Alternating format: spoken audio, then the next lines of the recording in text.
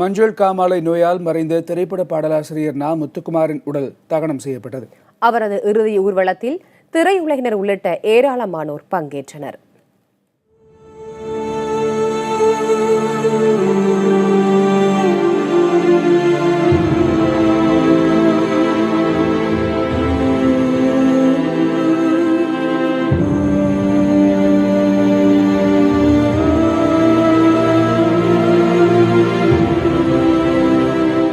மஞ்சள் காமாலை நோயால் பாதிக்கப்பட்டு சிகிச்சை பெற்று வந்த திரைப்பட பாடலாசிரியர் நா. முத்துக்குமார் சென்னையில் உயிரிழந்தார்.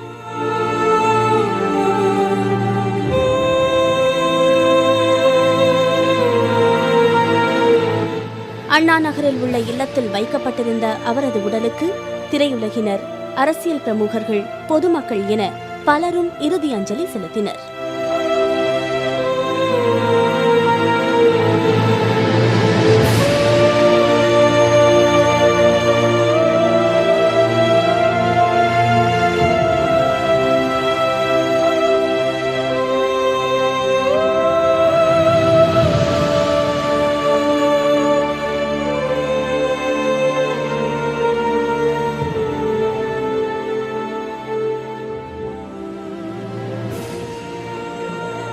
திரைப்பட நடிகர்கள் நாசர், விஜய், ஜெயம் ரவி, உதயநிதி, விவேக், சந்தானம், இயக்குநர்கள் சசிகுமார், பாக்யராஜ், பாண்டியராஜன், சங்கர், பாலா, விக்ரமன், ஆர்.கே. செல்வமணி, ராம், வெற்றிமாறன், ஜனநாதன், ராஜீவ் முருகன், மனோபாலா, பாடலாசிரியர்கள் வைரமுத்து, மதன் கார்கி, ஸ்நேகன், பா. விஜய் என திரையுலகைச் சேர்ந்த பலரும் முத்துக்குமாரின் உடலுக்கு அஞ்சலி செலுத்தினர்.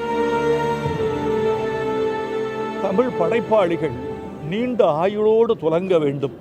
காலம் அவர்களை அனுமதிப்பதில்லை. காலம் அனுமதிப்பதில்லை என்பதை விட அந்த படைப்பாளிகளே தங்களை நீண்ட வாழ்க்கைக்கு அர்ப்பணிப்பதில்லை. நீண்ட வாழ்க்கையை தயாரித்து கொள்ள தெரியவில்லை அல்லது முடியவில்லை என்பது தமிழ் படைப்பாளிகளுக்கு நேர்ந்த சாபம் என்றே நான் நினைக்கிறேன்.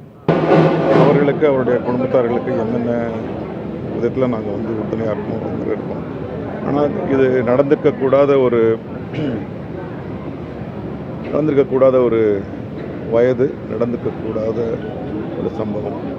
எல்லா விதத்துலையும் கூட இருந்து ஒர்க் பண்ணி ஒரு படம் கம்ப்ளீட் ஆகிறதுக்கு உதவி பண்ணக்கூடிய ஒரு கவிஞர். அவருடைய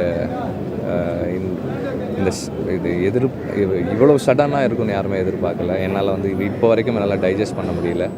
உங்கள் படத்தில் எனக்கு தொடர்ந்து வாய்ப்பு கொடுத்துருக்கீங்க, நீங்கள் நல்லா வரணும், வந்தால் நிறைய கவிஞர்களை நீங்கள் உருவாக்குவீங்க சார் அப்படின்னு சொல்லிட்டு பாடல் எழுதினார். ஆனால் நான் ஒரு தொகையை நான் அவருக்கு கொடுத்தேன். ஆனால் அன்று அவர் வெளியில் வாங்குகிற அந்த அவர் என்ன பாடலுக்கு வாங்குறாரோ அந்த தொகையில் ஒரு பாதி சம்பளத்தை தான் என்னால் கொடுக்க முடிஞ்சது. அவர் அது ஊகையோட, சந்தோஷத்தோட, மன நிறைவோடு அதை வாங்கி சென்றார். அவருடைய பாடல்களில் எந்த வரி என் நெஞ்சை தொட்டாலும் உடனே ஃபோன் பண்ணி அவர்கிட்ட பேசுவேன். மின்சார கம்பத்தில் மைனாக்கள் கூடு கட்டும்னு அவர் எழுதின உடனேயே முதல்ல ஃபோன் பண்ணி அவரை பாராட்டின நடிகன் நான் தான் அப்படின்னு அவர் சொல்லுவார்.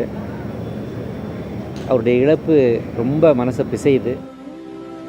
நா. முத்துக்குமாரின் உடலுக்கு அரசியல் கட்சி தலைவர்கள் பலரும் அஞ்சலி செலுத்தினர்.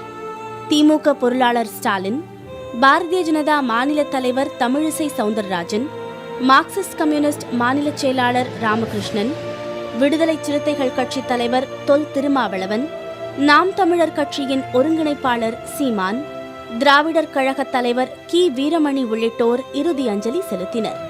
பத்திரிகையாளர் நக்கீரன் கோபால் உள்ளிட்டோரும் முத்துக்குமாரின் உடலுக்கு அஞ்சலி செலுத்தினர். ஒரு மருத்துவராக, ஒரு நல்ல கவிஞரை ஒரு நோய் 41 வயதிலேயே கொண்டு போகிறது என்றால் அதையும் என்னால் ஒப்புக்கொள்ள முடிவதில்லை.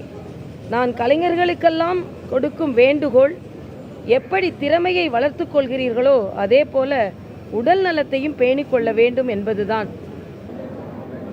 தன்னுடைய 41வது வயதுக்குள் தமிழ் திரையுலகில் சாதனை படைத்த முத்துக்குமார் உடல்நலம் பாதிக்கப்பட்டு அவருடைய மறைவு என்பது அதிர்ச்சி தருகிறது. இப்போ இந்த இழப்பை நான் கொஞ்சம் கூட எதிர்பார்க்கல. திரையுலகிற்கு ஒரு பாடலாசிரியர், ஒரு எழுத்தாளர் இல்லை அப்படிங்கிறத தாண்டி என் போன்ற அண்ணங்களுக்கு இப்படி ஒரு நல்ல தம்பிங்கிறது ரொம்ப அரிது.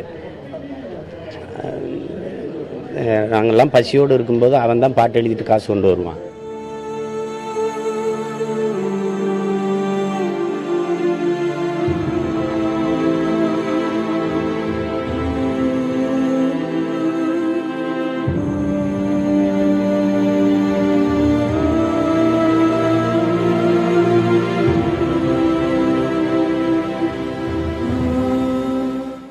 நா. முத்துக்குமாரின் உடல் அண்ணா நகர் வீட்டிலிருந்து ஊர்வலமாக எடுத்துச் செல்லப்பட்டு நியூ ஆவடி சாலையில் உள்ள வேலங்காடு மின் மயானத்தில் தகனம் செய்யப்பட்டது.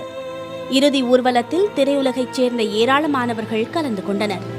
சாலையின் இருபுறமும் திரண்டு நின்று ரசிகர்களும் கண்ணீர் மல்க அஞ்சலி செலுத்தினர்.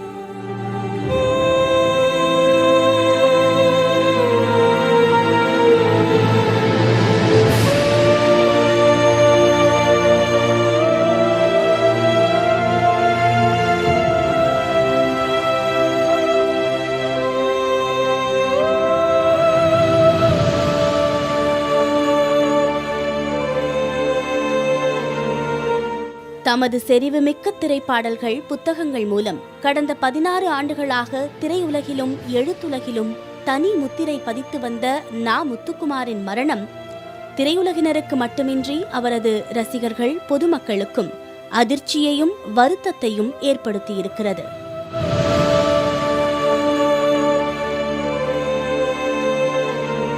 புதிய தலைமுறைக்காக செய்தியாளர் குழு.